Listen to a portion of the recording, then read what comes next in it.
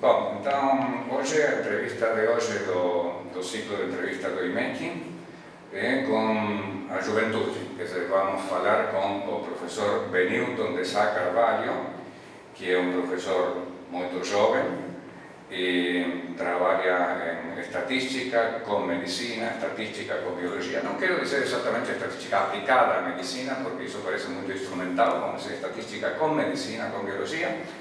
Ele está aqui no IMEC desde 2015 e, bom, ele vai nos contar o que ele vem fazendo e o que ele fez até o momento. Então, Benilton, conta um pouquinho o que você faz. Hoje o meu foco de pesquisa é principalmente aplicado à medicina genômica. O nosso interesse principal é a utilização de perfis genômicos para o melhoramento, na verdade, de tratamentos médicos a pacientes de uma série de patologias. Em particular, a gente tem começado com bastante força agora na Iniciativa Brasileira de Medicina de Precisão, onde a gente busca fazer a caracterização da população saudável de indivíduos da região de Campinas e utilizar essas assinaturas moleculares de pessoas saudáveis para que a gente possa identificar o que são potenciais causas genéticas de um número de doenças, entre elas epilepsia, AVC, alguns cânceres e assim vai. Isso significa tentar prever, de acordo com o perfil genômico, a doença que o sujeito pode ter ao longo da vida? Mais importante do que prever o que pode ser a doença que cada pessoa pode desenvolver por conta de predisposições genéticas, o que a gente busca é utilizar essa assinatura molecular de cada pessoa para que a gente consiga dar àquele paciente um tratamento especialmente desenhado para ele, ao invés de simplesmente você receitar um tratamento padrão que funciona em média para todo mundo, mas não é otimizado para aquele paciente em particular. Então a nossa ideia, ao invés de tentar prever e dizer o indivíduo fulano de tal pode desenvolver certa doença, o que a gente quer, na verdade, é utilizar a natureza genômica de assinatura que ele possa ter para então entregar um tratamento médico que seja otimizado para ele e basicamente exclusivo para ele. Mas como é isso? Porque você está falando da assinatura genômica. Perfeito. Quando a pessoa ainda não está doente, mas você ao mesmo tempo está falando de tratamento. São dois braços simultâneos nesse trabalho que a gente desenvolve.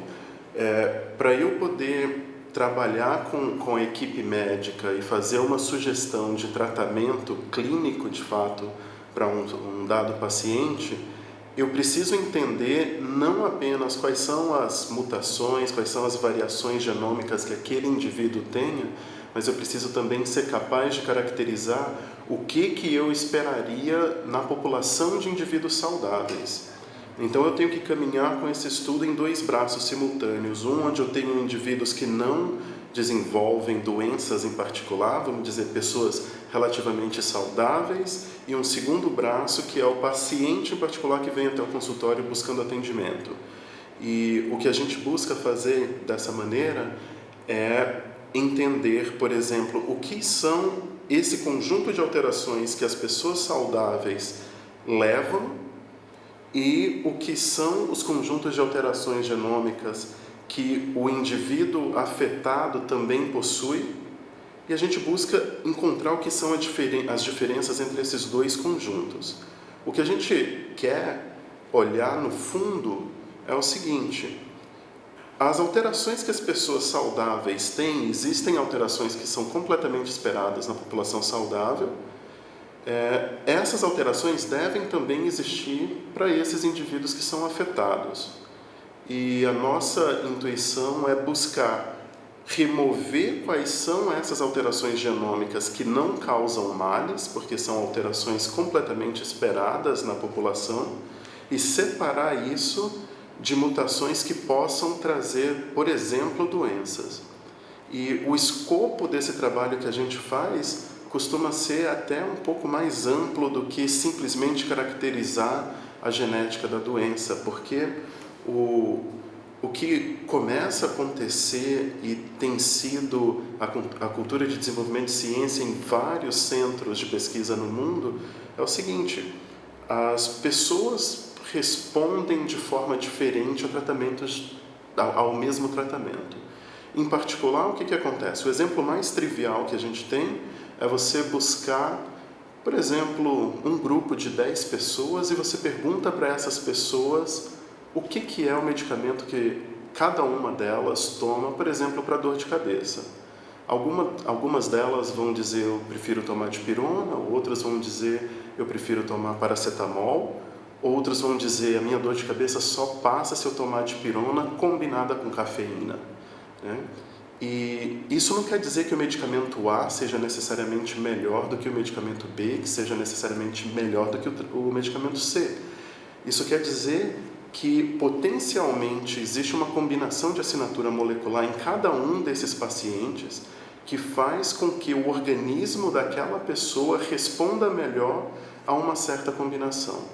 Né? Então, o que acaba acontecendo é que uma determinada assinatura pode fazer com que o metabolismo daquele indivíduo metabolize melhor a dipirona do que faça o metabolismo do paracetamol.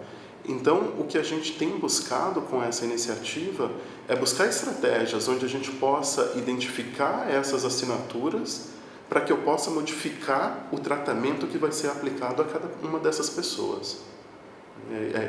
E por conta disso, a gente tem que caminhar sempre com esses dois braços, no sentido de, para eu poder afirmar que uma certa alteração genética pode ocasionar, ou na verdade pode levar a um metabolismo melhor de um certo medicamento, ou pode mudar a predisposição daquela pessoa para uma certa doença, eu tenho que ser capaz também de fazer a mesma caracterização na população que não é afetada pela doença. Então eu tenho que levar isso em paralelo nesses dois braços.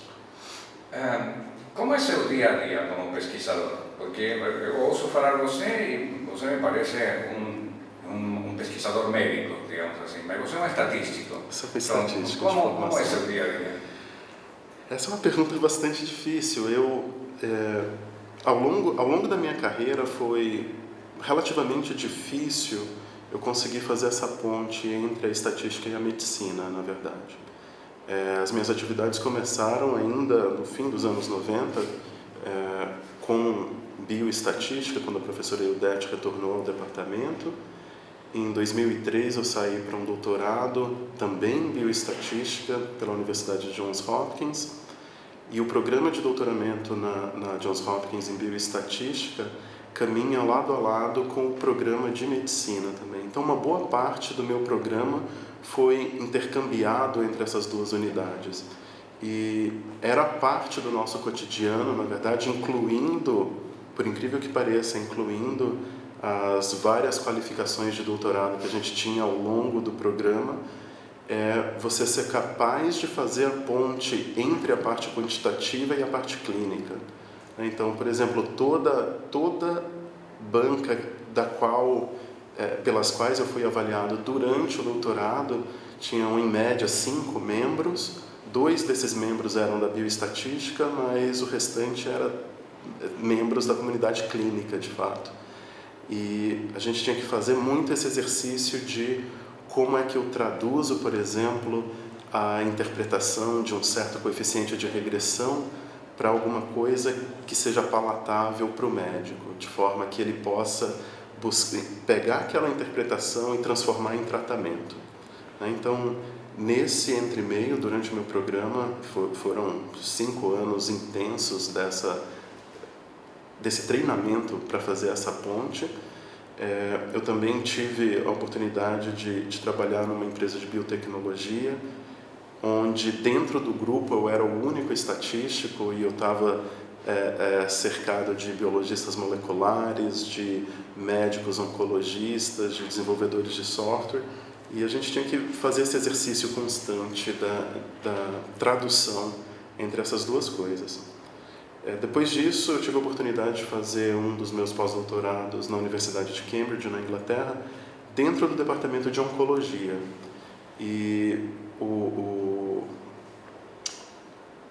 meu programa de pós-doutoramento, na verdade, foi um programa que eles costumam dizer é um programa compartilhado entre o departamento de oncologia e uma instituição não governamental chamada Cancer Research UK, que funciona como se fosse um instituto do câncer na Inglaterra. E o meu escritório, na verdade, era dentro desse instituto. E a gente tinha interações contínuas também com o corpo clínico, de fazer acompanhamento de pacientes, inclusive, de ver, por exemplo, achados que a gente tinha, não só na bancada, mas também em nível computacional, onde a gente podia recomendar, olha, essa certa mutação, ela acontece em particular com pacientes desse tipo, e talvez a gente precise olhar esse grupo de pacientes de uma maneira especial. E o médico que recebia essa informação tomava o cuidado de nos trazer junto para acompanhar esses pacientes e ver como que os achados que a gente tinha em termos até de teoria estatística e tudo mais, como tudo isso se traduzia em melhora de qualidade de vida para aqueles pacientes, né? A gente teve oportunidades super especiais, na verdade, de ter casos de pacientes que tiveram remissão completa, por exemplo, de câncer de mama, e ter esse paciente voltando para o nosso instituto, batendo de porta em porta, apertando a mão de cada um e dizendo muito obrigado pelo trabalho que você faz, porque eu nunca imaginei que, por exemplo, matemática, estatística e ciência da computação, de alguma forma, pudessem se juntar de uma maneira tal que eu não tivesse que dar adeus para o meu filho. Certamente um nível de gratificação ao qual matemáticos não estávamos acostumados. Não, é um negócio mágico de você pensar. A gente estava num instituto de 3 andares, cerca de 400 pesquisadores em dedicação exclusiva para pesquisa de câncer, e receber um pedido de paciente para conversar com cada um dos 400. E é claro que conversar com cada uma das 400 pessoas em um dia é algo completamente complicado de se pensar, então muitas dessas vezes essa interação era por meio de um seminário dado pelo paciente.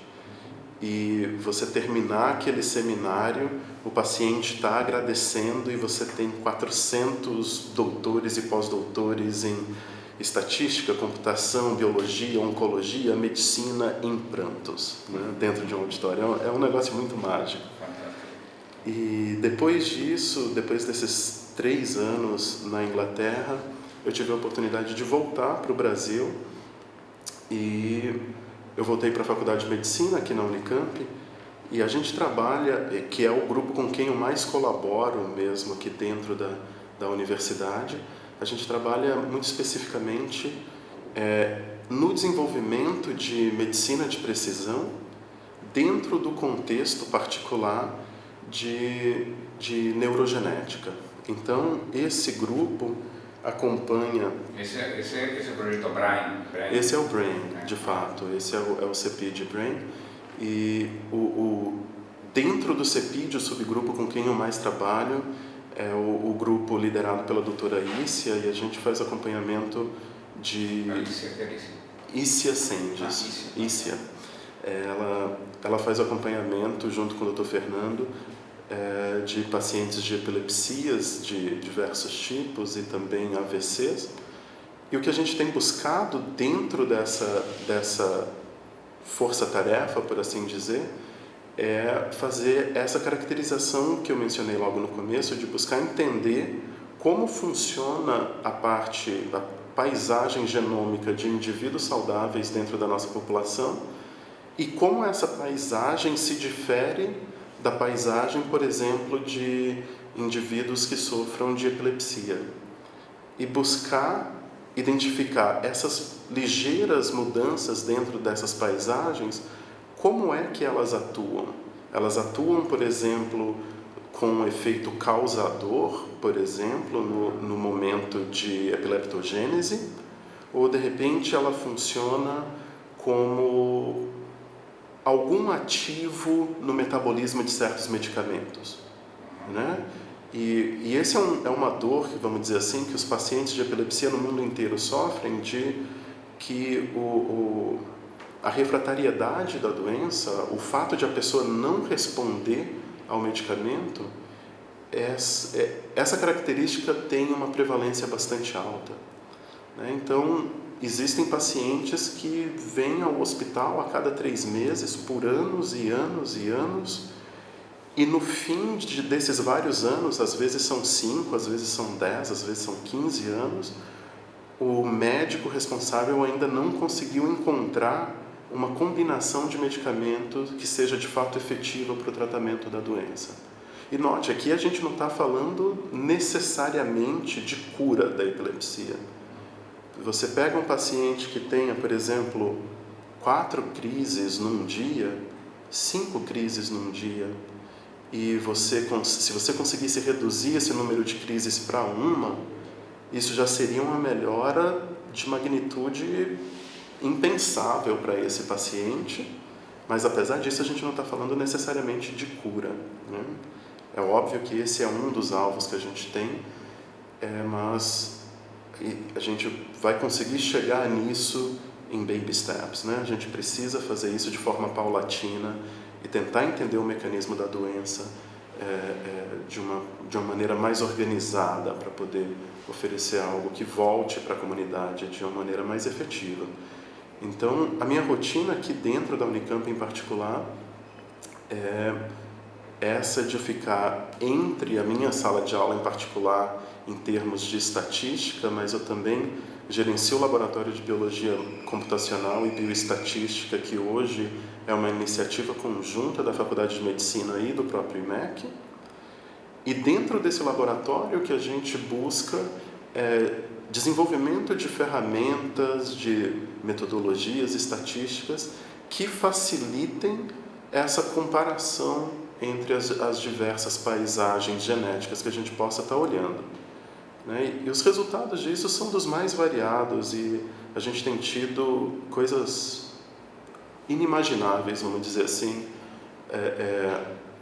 para a nossa comunidade. Hoje, por conta desse trabalho que a gente tem feito, a gente desenvolveu, por exemplo, uma estratégia de caracterização e detecção, de certa maneira, de refratariedade de epilepsia. Então, a forma padrão de você dizer o paciente X não responde ao tratamento medicamentoso é você tentar diversas combinações desses medicamentos ao longo de meses, ao longo de anos.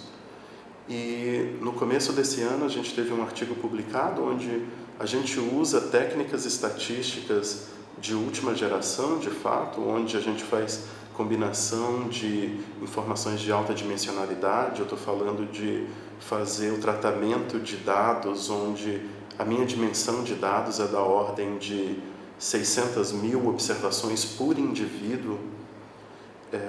E o que a gente conseguiu é uma assinatura molecular de 3 itens básicos que a gente consegue coletar numa amostra de sangue. Há estudos desse tipo em relação à depressão? Que é uma doença Existe um grupo, inclusive aqui em São Paulo, que tem trabalhado com não só depressão, mas também outros aspectos como esquizofrenia e autismo, e é todo mundo meio conectado nesse aspecto, com quem eu ocasionalmente também colaboro. E a ideia nesse trabalho, e mesmo também nesse grupo de depressão, é você buscar estratégias que possam minimizar esse tempo de espera até você ter um diagnóstico fechado, né? O que a gente está falando aqui, de novo, eu volto a reforçar, a gente tem como alvo final cura? Tem, de fato tem, mas muitos desses pacientes se perdem nessa espera até chegar ao diagnóstico, né? Então você está falando de uma certa doença que pode levar 5 anos até alguém assinar alguma coisa que diga essa pessoa de fato tem essa doença ABC. E o que a gente começa a propor com esse trabalho nosso logo do começo do ano é que existem estratégias que podem minimizar esse caminho. Então, no caso particular de refratariedade de epilepsia, a gente conseguiu chegar num resultado em que a gente acerta cerca de 85% a 90% dos diagnósticos usando a assinatura molecular de 3 itens que eu posso coletar num exame de sangue. Eu não preciso de nada muito mais elaborado do que isso. Nessa tarefa também, voltando à história de como é que é o meu dia dentro da Unicamp, a gente faz acompanhamento, por exemplo, de pacientes com esclerose lateral amiotrófica, AELA, né? ALS. E usando mecanismos bastante similares de combinação de estatística, computação científica, matemática e processamento de dados em alta performance, a gente também conseguiu uma outra assinatura que nos dá uma boa predição a respeito da evolução da doença, da evolução de ela em particular. Então, a gente começa a ter meios de, por exemplo, o paciente chega no consultório, a gente pode pedir um exame que é relativamente simples agora, por conta dessas técnicas, e de repente você consegue ver, olha, eu não tenho um bom prognóstico agora, eu vejo que a progressão vai ser muito aguda nesse período, então talvez a gente precise trabalhar com alguma coisa que sirva de preparo, na verdade, para minimizar as perdas que você pode ter ao longo desse caminho. Então, a gente tem trabalhado bastante nesse foco de buscar prover para o paciente um retorno melhor em termos de qualidade de vida, basicamente, e, eventualmente, buscar chegar em curas, por assim dizer.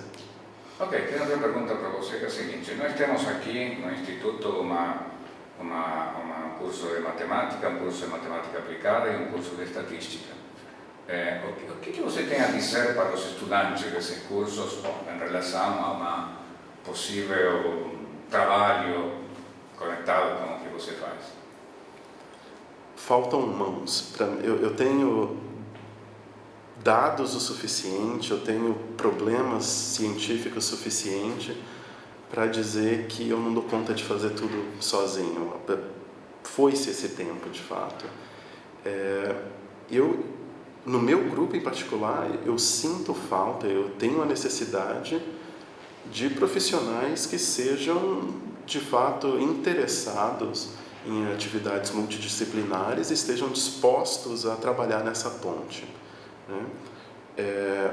A gente chegou num acordo dentro do nosso grupo que eu, Benilton, por exemplo, eu sou estatístico, a minha formação é estatística, eu fui treinado para estatística, é isso que eu vou fazer.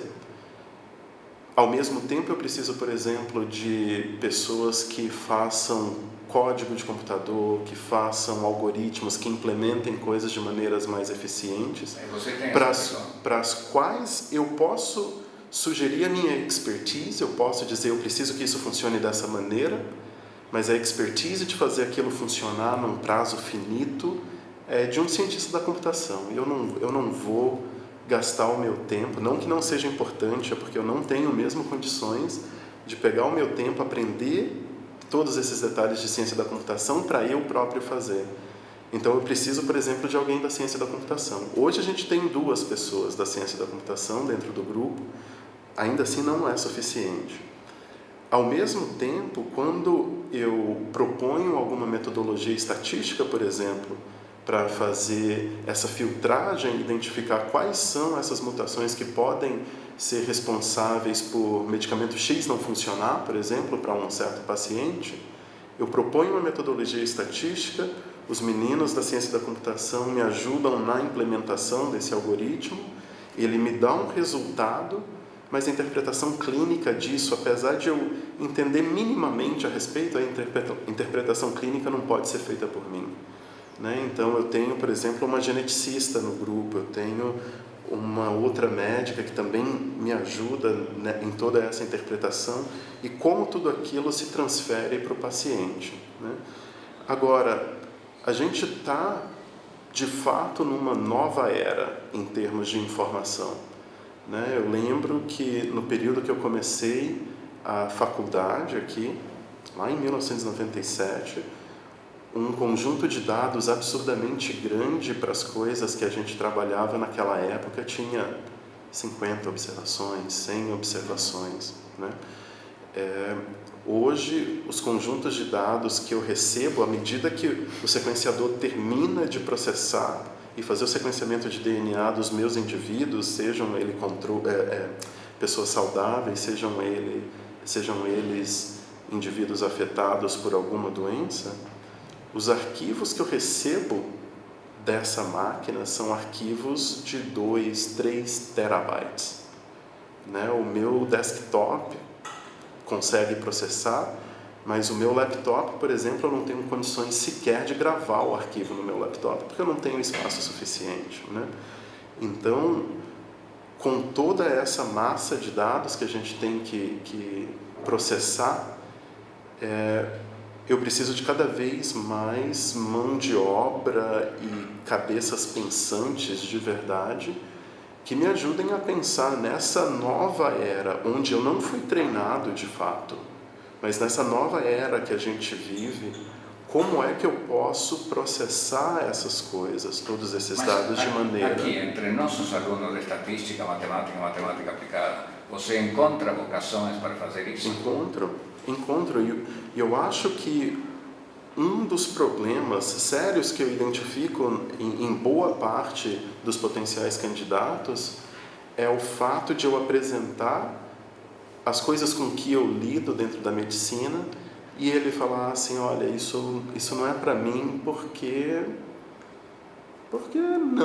eu não sei lidar com esse tipo de coisa, né? Mas se a gente tivesse esses candidatos interessados em realizar essa ponte, e eu sei que essa ponte não é nada trivial, para mim levou pelo menos 5 anos, que foi durante o meu programa de doutorado inteiro, mas se a gente tiver esses candidatos que tenham bases sólidas, bases matemáticas, estatísticas e de computação científica sólidas para trabalhar em cima dessas modelagens, dessas implementações, eu acho que a gente consegue avançar de uma maneira um pouco mais sistemática, sabe? Eu vejo o seguinte, eu vejo que em termos de teoria, e teoria mesmo, estatística, matemática, implementação, os nossos alunos são capazes de fazer tudo isso, sem sombra de dúvida. Eu vejo probleminhas que eu apresento e eles falam, mas professor, isso de repente está resolvido já, ou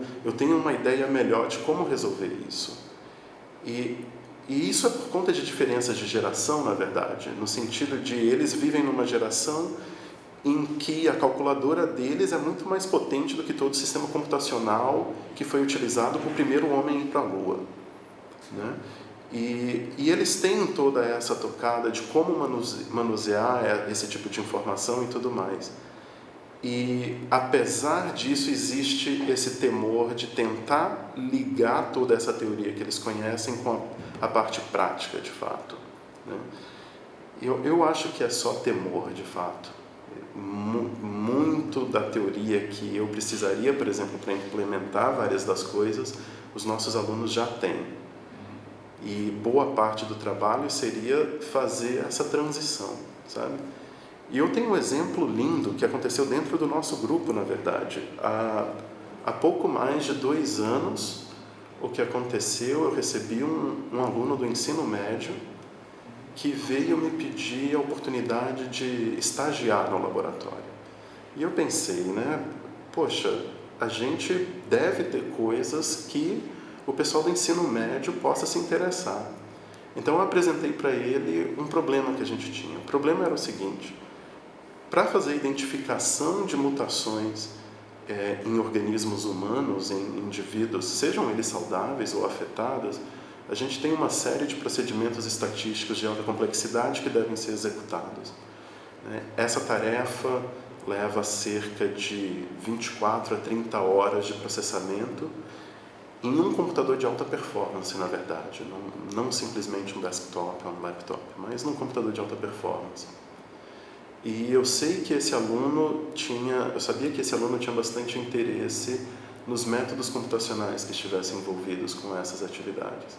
Então eu mostrei para ele o algoritmo que a gente seguia, o resultado que a gente sempre obtinha, como é que entram os dados, como é que esses dados devem sair. Ele fez um estudo algorítmico, de fato, em cima desses dados por algum tempo, coisa de 1 ano de trabalho, basicamente. Mas antes desse 1 ano, por volta dos 4, 5 meses, ele já tinha resultados, uma reimplementação desse algoritmo com que a gente trabalha, que fazia a redução, sem exagero nenhum, de 24 horas para 3 horas de processamento. E o resultado final era exatamente o resultado final que eu teria depois das 24 horas se eu fosse executar isso por meios comuns, pela estratégia que a gente usa. Onde está esse rapaz agora? Ele foi aceito em algumas universidades americanas para fazer a graduação, o undergrad, por lá. Ele está... Potencialmente ele vai para Carnegie Mellon, mas ele já está aceito na Universidade de Seattle, em Purdue, mas o alvo dele de verdade é Carnegie Mellon.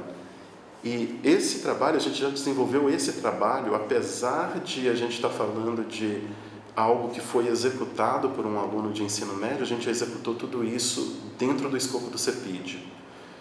E esse trabalho recebeu imediatamente um prêmio da Intel por desenvolvimento de software de alta qualidade, na verdade. Por conta disso, ele foi convidado para uma feira de ciências nos Estados Unidos, ele apresentou esse trabalho lá, não recebeu prêmios de primeiro, segundo e terceiro lugar, mas ele recebeu menção honrosa pelo NIH nos Estados Unidos, né, pelo desenvolvimento de alguma coisa que de fato pode mudar a forma com que a gente leva a medicina, né? E por que isso pode mudar? Eu estou falando do seguinte: você pega iniciativas como a iniciativa americana, a iniciativa britânica de caracterização genômica para desenvolvimento da medicina de precisão, e você vê Inglaterra, por exemplo, trabalhando no sequenciamento de 10 mil indivíduos, e agora vai para 100 mil. Mas vamos pegar o exemplo inicial, o piloto, que foi com 10 mil indivíduos. E você pega Estados Unidos começando com ordem de 100 mil. Tá? Se para cada um desses eu preciso de 1 dia de processamento inteiro, para eu trabalhar com 10 mil desses indivíduos, eu precisaria de 10 mil dias. Vai dar alguns anos, façam as contas. Você pode distribuir isso num cluster de alta performance, você pode dizer que vai trabalhar num cluster com 2.000 processadores, por exemplo, e você reduz isso agora para 5 dias, por exemplo. Tá? Essa é uma estratégia de você fazer esse tipo de trabalho funcionar, mas isso para 10 mil indivíduos. E você pega uma iniciativa maior, que tem 100 mil indivíduos, isso vai, por exemplo, para 50 dias. São quase 2 meses de só processamento de dados e nada mais. Você pega agora o contexto de fazer todo esse processamento de dados e coloca dentro da população brasileira. E a população brasileira é conhecida por ser geneticamente complexa. Você tem influências, pelo menos 3 grandes influências na genética brasileira, que vai ser população indígena nativa, vai ser população europeia e população africana, pelo menos isso. Né? Quando você combina tudo isso numa pessoa única, você já tem uma complexidade natural adicionada a esse problema. E agora, para você caracterizar a população brasileira, você não pode simplesmente pensar em, vamos dizer, coletar 50 indivíduos no estado de São Paulo, vamos dizer assim.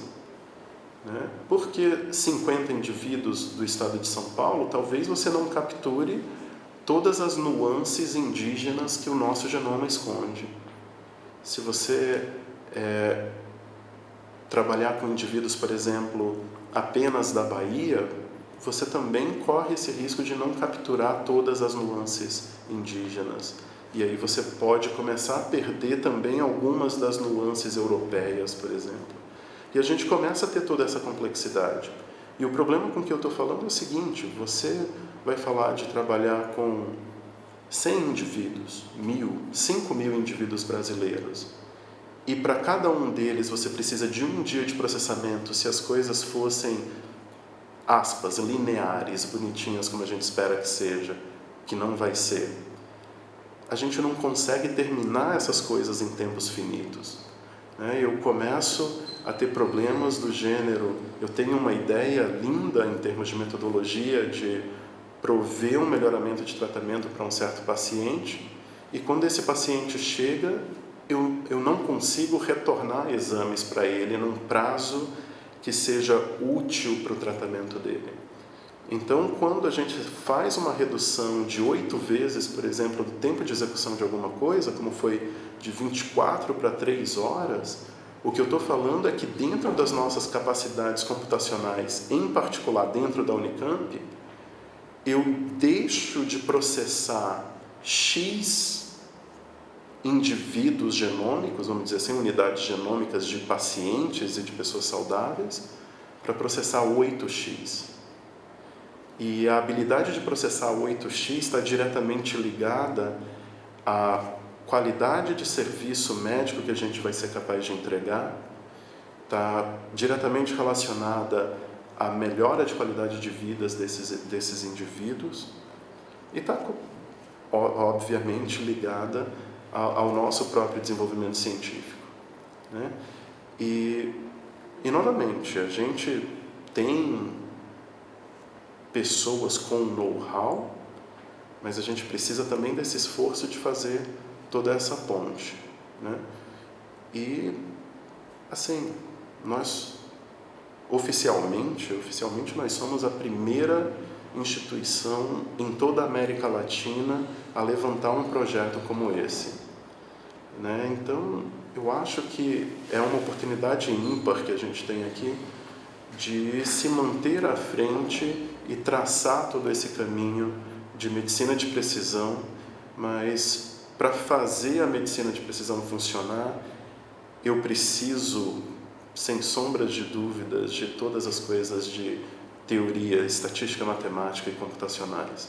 E tudo isso com indivíduos que estejam, de fato, interessados em fazer essa integração desses 3 ramos com a pessoa que vê o paciente, faz a recomendação de tratamento e faz diagnóstico. Fantástico, Benito. Muito bem, muito obrigado.